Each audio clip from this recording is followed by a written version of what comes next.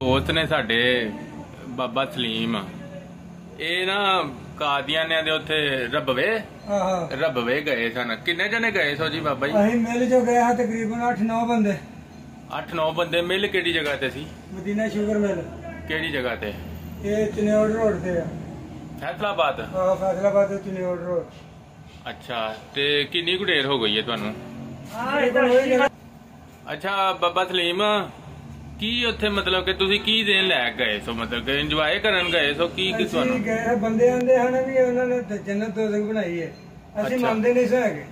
ਅੱਛਾ ਉਹ ਫਿਰ ਬੰਦਾ ਸਾਨੂੰ ਲੈ ਕੇ ਗਿਆ ਸੀ ਨਾਲ, ਆਂਦਾ ਉਹ ਤੁਹਾਨੂੰ ਤੇ ਵੇਖੀ ਸਾਡੇ ਫਿਰ ਜੰਨਤ? ਫਿਰ ਵੇਖ ਕੇ ਆਏ ਆ ਸਾਰਾ ਕੁਝ ਹੀ। ਕਿ ਕੀ ਸੀ ਉੱਥੇ ਮਤਲਬ ਕਿ? ਇੱਕ ਪਾਸੇ ਤੇ ਕੋਈ ਸ਼ੈ ਨਹੀਂ ਹੈਗੀ, ਕੋਈ ਸ਼ੈ ਨਹੀਂ, ਖਾਲੀ ਗਰਾਊਂਡ? ਖਾਲੀ ਗਰਾਊਂਡ।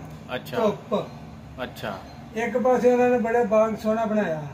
ਬਾਗ ਮਤਲਬ ਹਰ ਰੰਗ ਦਾ ਬੂਟਾ ਲਾਇਆ ਉਹਨੇ, ਫਲਦਾਰ ਵੀ? ਹਾਂਜੀ ਬਸ ਇਹੀ ਜੰਨਤ ਹੈ? ਇਹ ਜੰਨਤ ਹੈ। ਤੇ ਘਰ ਜਿੱਧਰ ਕੋਈ ਸ਼ੈ ਨਹੀਂ ਇਹ ਦੋਜ਼ਖ ਹੈ। ਅੱਛਾ। ਇੱਧਰ ਫਲ ਫੂਟ ਲਾਏ ਨੇ, ਉਧਰ ਉਹਨਾਂ ਦੀਆਂ ਕੁੜੀਆਂ ਫੇਰਦੀਆਂ ਨੇ। ਮਤਲਬ ਕਿ ਕੁੜੀਆਂ ਛੇੜੀਆਂ ਜਿਹੜੇ ਮੁੰਡੇ ਜਾਂਦੇ ਨੇ ਉਹਨਾਂ ਨੂੰ ਉਦੋਂ ਦੋ ਕੁੜੀਆਂ ਸਾਡੇ ਸਾਹਮਣੇ ਇੱਕ ਕੁੜੀ ਗਈ ਉਹ ਤੋਂ। ਅੱਛਾ ਜੀ। ਹਾਂਜੀ ਇਹ ਕੰਮ ਕਰਦੇ ਨੇ ਜੰਨਤ ਚ? ਇਹ ਕੰਮ ਕਰਦੇ ਨੇ ਹਾਂਜੀ। ਅੱਛਾ ਤੇ ਤੁਸੀਂ ਕਿੰਨੀ ਅਸੀਂ ਦੋ ਕੁੜੀਆਂ ਨਸੀਆਂ ਉਦੋਂ। ਤੁਸੀਂ ਕਿੰਨੀ ਦੇਰ ਉੱਥੇ ਰਹੇ ਸੋ? ਕਿੰਨੀ ਦੇਰ ਰਹੇ ਸੋ ਉੱਥੇ? ਤਕਰੀਬਨ ਘੰਟਾ ਡੇਢ ਘੰਟਾ ਰਹੇ। ਅੱਛਾ ਜੀ। ਬਾਬਾ ਜੀ ਸਲੀਮ ਸਾਹਿਬ ਨੇ ਇਹਨਾਂ ਨੂੰ ਕੋਈ ਪਤਾ ਨਹੀਂ ਸੀ ਉਹਨਾਂ ਦੇ ਬਾਰੇ, ਮਤਲਬ ਕਿ ਮਰਦਈਆਂ ਦੇ ਬਾਰੇ ਕੀ ਚੀਜ਼ ਨੇ, ਸਿਰਫ ਇਹ ਜੰਨਤ ਦੋਜ਼ਖ ਵੇਖਣ ਗਏ ਸਾਂ। ਇਹਨਾਂ ਨੂੰ ਹੁਣ ਗਾਈਡ ਕੀਤਾ ਹੈ ਕਿ ਮਿਰਜ਼ਾ ਉਹਨਾਂ ਦਾ ਜਿਹੜਾ ਆਗਾਦੀਆਂ ਨਹੀਂ ਉਹਨੂੰ ਉਹ ਆਪਣੇ ਆਪ ਨੂੰ ਨਬੀ ਖਵਾਉਂਦਾ ਸੀ ਤੇ ਬਾਬੇ ਦੀ ਕੰਨਾਂ ਨੂੰ ਹੱਥ ਲਾਉਣ ਲੱਗ ਪਏ ਨੇ। ਬਾਬਾ ਜੀ ਤੁਹਾਨੂੰ ਪਤਾ ਸੀ ਪਹਿਲਾਂ? ਨਹੀਂ ਹਾਂ ਸੁਣਿਆ ਨਹੀਂ ਹੈਗਾ। ਤੇ ਹੁਣ ਤੁਹਾਡਾ ਕੀ ਉਹਨਾਂ ਦੇ ਬਾਰੇ ਖਿਆਲ ਹੈ? ਆਪਣਾ ਖਿਆਲ ਕੋਈ ਨਹੀਂ ਹੈਗਾ, ਇਹ ਸਭ ਝੂਠ ਹੈ। ਕੀ ਉਹਨਾਂ ਦੀ ਸਜ਼ਾ ਹੋਣੀ ਚਾਹੀਦੀ ਹੈ ਜਿਹੜਾ ਕੰਮ ਕਰਦਾ ਹੈ? ਇਹ ਜਿਹੜਾ ਜਿਹਨੇ ਬਣਾਇਆ ਨਾ ਉਹਨਾਂ ਨੂੰ ਫੜ ਕੇ ਤੇ ਪੁੱਠੇ ਟੰਗਣਾ ਚਾਹੀਦਾ। ਸਹੀ ਹੈ।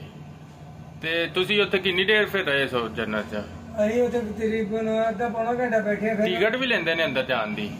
ਕੋਈ ਸ਼ੈ ਨਹੀਂ ਲੈਂਦੇ ਹੈਗੇ। ਅੱਛਾ ਸਿਰਫ ਮਤਲਬ ਕਿ ਦਰਖਤ ਲਾਏ ਨੇ ਫਲਦਾਰ ਤੇ ਉਹਨਾਂ ਦਰਖਤ ਲਾਏ ਨੇ, ਕੁੜੀਆਂ ਛੱਡੀਆਂ ਨੇ ਉੱਥੇ? ਹਾਂਜੀ ਸਹੀ ਹੈ। ਤੇ ਦੋਜ਼ਖ ਚ? ਦੋਜ਼ਖ ਚ ਕੋਈ ਸ਼ੈ ਨਹੀਂ ਹੈਗੀ। ਉੱਥੇ ਕੁੜੀ ਕੋ ਨਹੀਂ ਹੈ ਨਾ? 2-3 ਕਿਲੇ ਜਗ੍ਹਾ ਹੈ। ਮੁੰਡੇ? ਕੋਈ ਸ਼ੈ ਨਹੀਂ ਉੱਥੇ, ਧੁੱਪੇ ਕੌਣ ਖਲੋਂਦਾ? ਅੱਛਾ ਸਹੀ ਭਾਈ ਹੈ। ਮਰਜ਼ੀਆਂ ਦੇ ਕੰਧ ਘੋਲਿਆ ਤੇ ਐਵੇਂ ਮੁਸਲਮਾਨਾਂ ਨੂੰ ਖਰਾਬ ਤੇ ਕਰਦੇ ਨੇ। ਉੱਥੇ ਬਕਰ ਕੋਈ ਚੀਜ਼ ਨਹੀਂ ਹੈਗੀ। ਤੁਹਾਨੂੰ ਉੱਥੇ ਕੋਈ ਮਰਦਈ ਮਿਲਿਆ ਨਹੀਂ? ਉਹਨੇ ਤੁਹਾਨੂੰ ਕੋਈ ਗੱਲਬਾਤ ਨਹੀਂ ਕੀਤੀ ਕਿ ਤੁਸੀਂ ਇੰਜ ਆਓ ਸਾਡੇ ਵੱਲ ਜਾਂ ਉਰਾਂ ਪਰਾਂ? ਸਾਨੂੰ ਕਿਹਾ ਨੇ, ਮੇਰੇ ਛੋਟੇ ਭਾਈਏ ਨੂੰ 2 ਕੁੜੀਆਂ ਨੇ ਆਫਰ ਕੀਤੀ। ਅੱਛਾ ਜੀ। ਹਾਂਜੀ ਬਾਬਾ ਸਹੀ ਗੱਲ ਕਰਨੀ ਹੈ, ਝੂਠ ਮੈਂ ਨਹੀਂ? ਝੂਠ ਨਹੀਂ ਮਾਰਦਾ। ਅੱਛਾ ਮੈਨੂੰ ਕੀ ਲੋੜ ਝੂਠ ਮਾਰਨ ਦੀ? ਅੱਛਾ ਉਹਨੇ ਕਿਹਾ ਸਾਡੇ ਦਿਨ ਚ ਆਇਆ ਤੇ ਅਸੀਂ ਤੇਰੇ ਨਾਲ ਸ਼ਾਦੀ ਕਰ ਲੈਨੇ। ਆਂਦਾ ਚੱਲ ਚੱਲ ਗਾਂ ਰਹਿ। ਕੁੜੀ ਨੇ ਆਖਿਆ? ਆਹੋ ਅਸੀਂ ਨਹੀਂ ਇਹ ਕੰਮ ਕਰਦੇ ਹੈਗੇ। ਅੱਛਾ ਜੀ ਚਲੋ। ਇਹ ਬਕਰ ਤੂੰ ਕਿਹੜੇ ਚੱਕਰਾਂ 'ਚ ਪੈ ਗਿਆ ਯਾਰ? ਤੂੰ ਦਫਾ ਕਰ ਇਹਨਾਂ ਨੂੰ।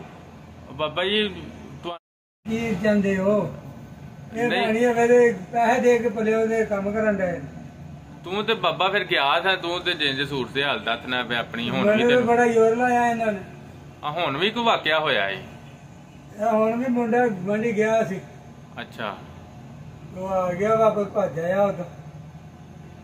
ਨਹੀਂ ਤੇ ਕੀ ਮਤਲਬ ਕਿ ਤੇਰਾ ਕੀ ਦੇਣ ਸੀ ਉਧਰ? ਪੈਸੇ ਪੂਸੇ ਵੇਖੇ ਨੇ ਤੂੰ ਤੇ ਫਿਰ ਡਿੱਗ ਗਿਆ ਹੋਣਾ ਹਿਸਾਬ ਦਾ।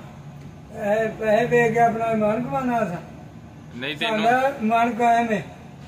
ਅਸੀਂ ਪੈਸਿਆਂ ਨੂੰ ਵੇਖਿਆ। ਤੈਨੂੰ ਤੇ ਉਹਨਾਂ ਦੇ ਬਾਰੇ ਪਤਾ ਨਹੀਂ ਸੀ ਹੈ ਤੇ?